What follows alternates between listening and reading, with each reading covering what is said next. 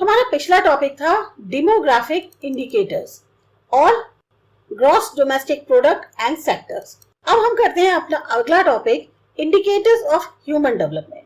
You might have studied about the importance of human development indicators in the lower classes and the position of many developed and developing countries. आपने जो है क्या होता है importance human development indicators की, इसके बारे में लोअर क्लासेस में पढ़ा था, या क्या पोजीशन है बहुत सारे डेवलप्ड और डेवलपिंग कंट्रीज की।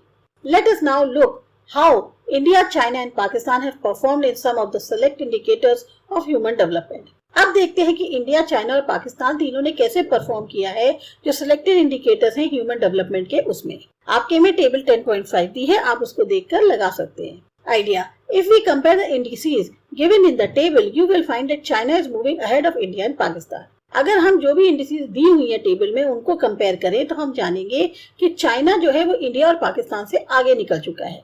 This is true for many indicators. कई चीजों के लिए ये बिल्कुल सच है। Income indicators such as GDP per capita और proportion of population below poverty line, और health indicators such as mortality rate, access to sanitation, literacy, life expectancy और माल nourishment.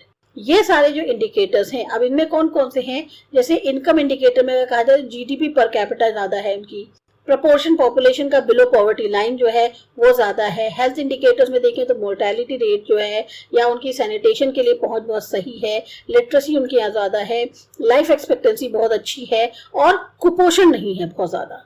Pakistan is ahead of India in reducing proportion of people below the poverty line, and also it performs in education, sanitation and access to water is better than India. अगर पाकिस्तान की comparison देखें तो पाकिस्तान भी India से आगे है, क्योंकि उसने भी जो है काफी हद तक जो लोग बिलो पॉवर्टी लाइन है उसे कम कर लिया है, और उसकी जो परफॉर्मेंस है एजुकेशन, सैनिटेशन या वो एक्सेस टू वाटर वो बेटर है इंडिया से।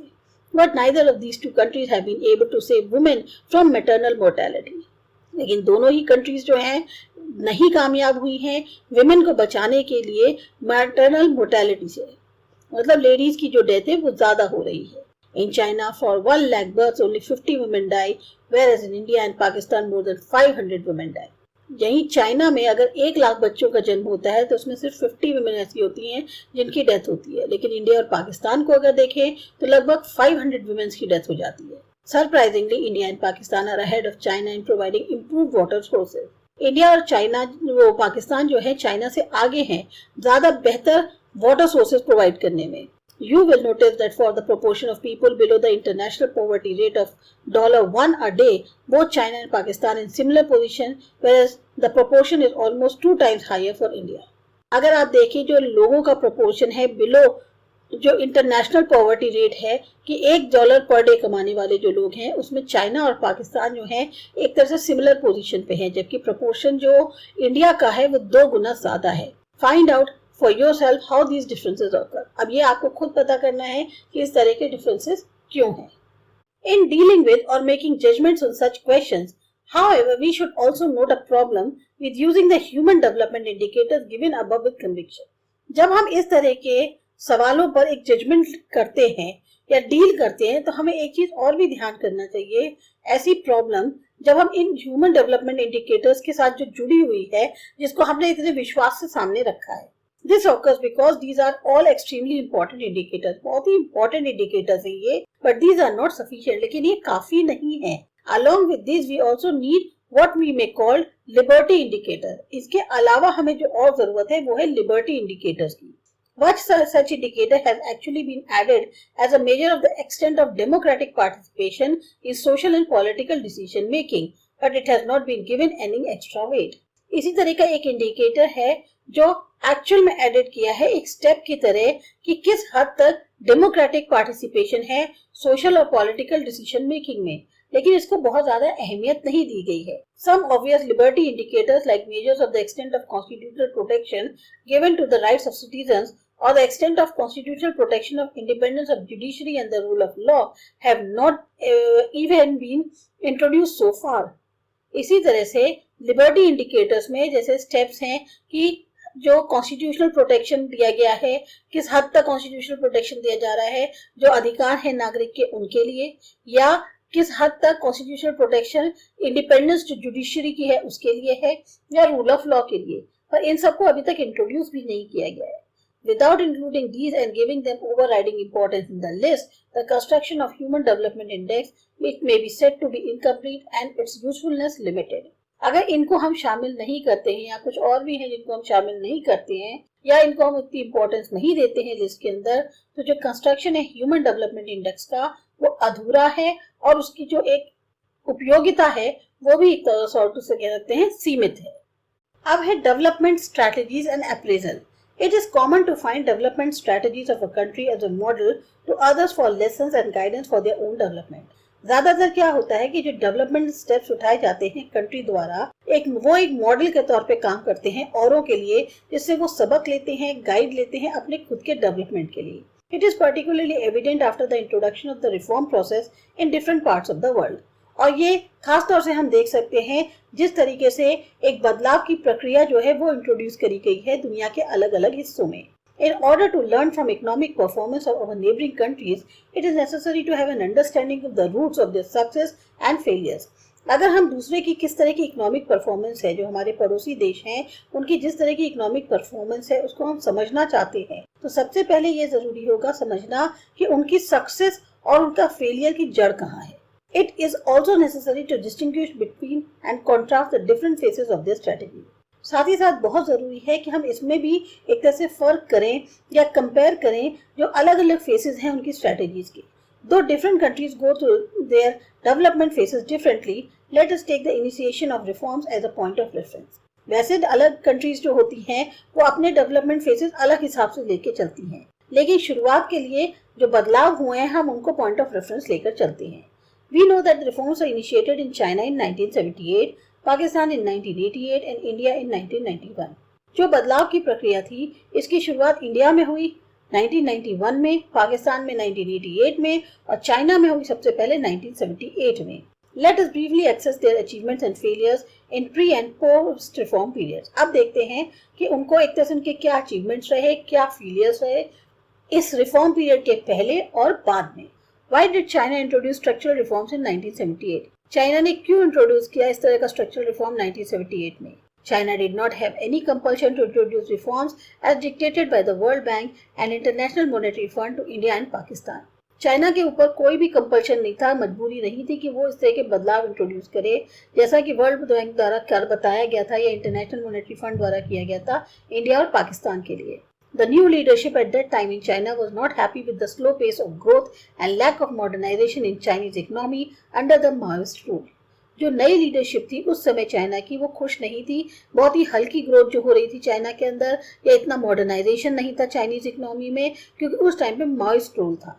They felt that Maoist vision of economic development based on decentralization, self-sufficiency and shunning of foreign technology, goods and capital has failed. Maoist का उनको ऐसा लगा जो माओइस्ट का नजरिया है इकोनॉमिक डेवलपमेंट को लेकर वो डिसेंट्रलाइजेशन पे क्योंकि बेस्ड है, सेल्फ सफिशिएंसी पे या जो फॉरेन टेक्नोलॉजी है उसके इर्द गिर्द है, गुड्स और कैपिटल्स जो हैं ये सब फेल हो गए हैं। Despite extensive land reforms, collectivisation, the great leap forward and other initiatives, the per capita grain output in 1978 was the same as that it was mid 1950s।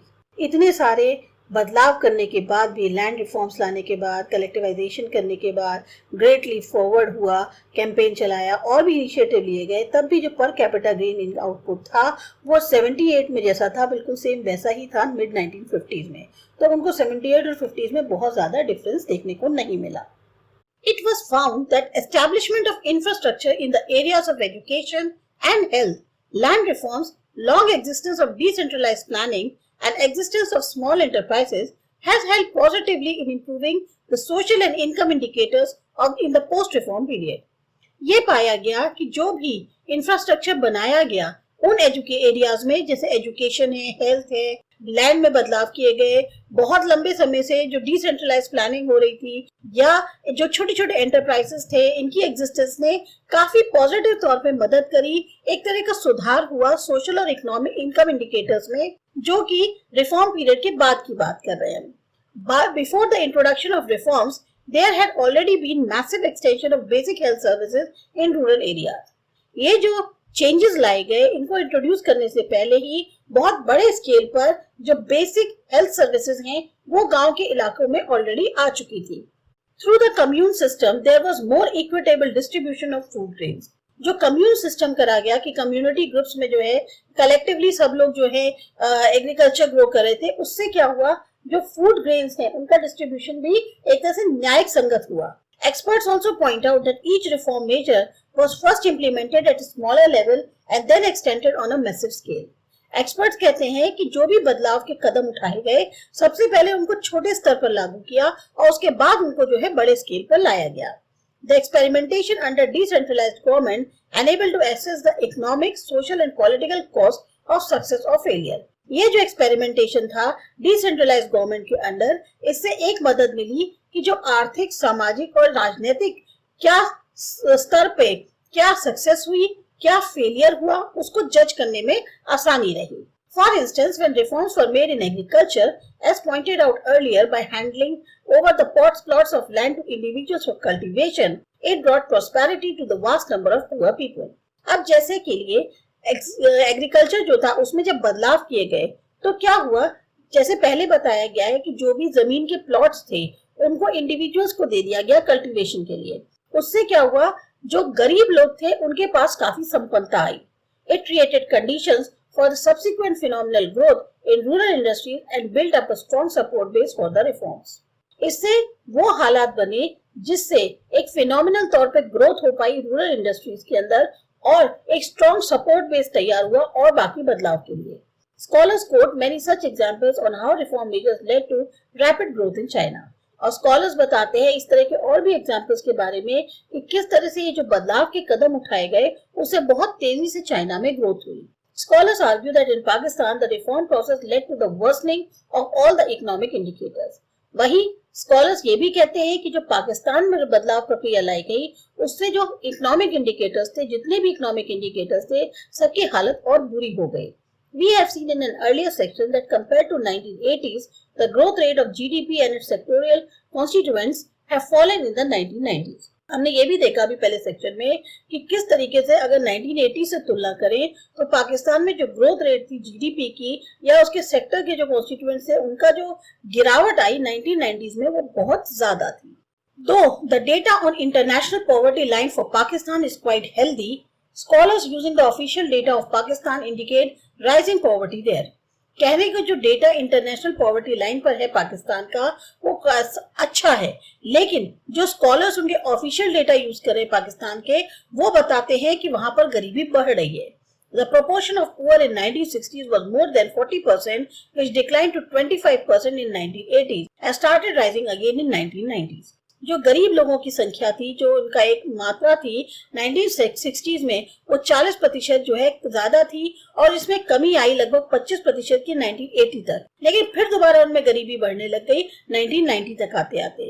The reasons for the slowdown of the growth and re-emergence of poverty in Pakistan economy, as scholars put it, are agricultural growth and food supply situation were based not on an institutional and process of technical change but on good harvest.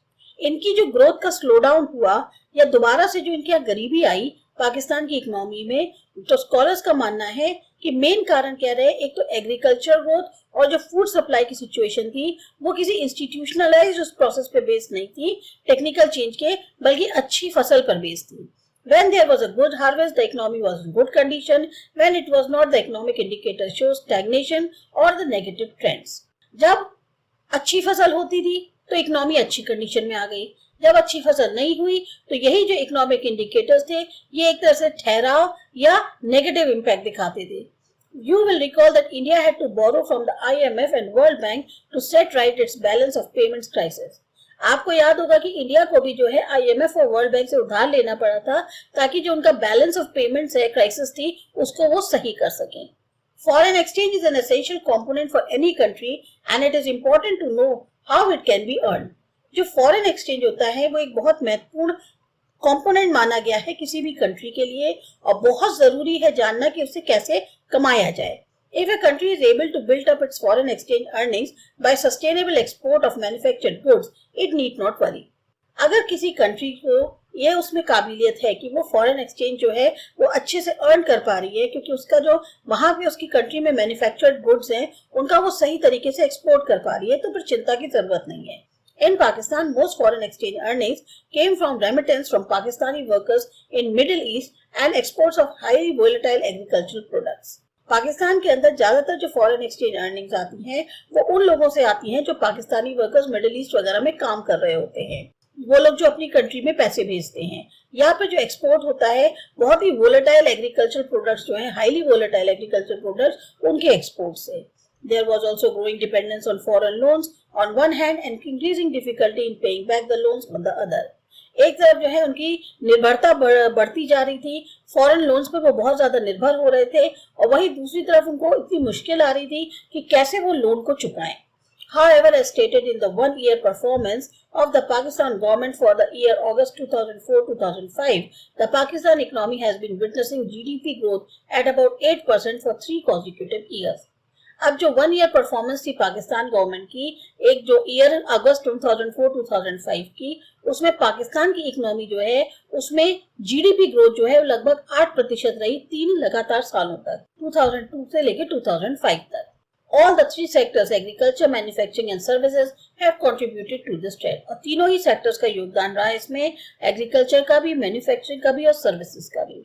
Besides facing high rates of inflation and rapid privatization, the government is increasing the expenditure on various areas that reduce poverty.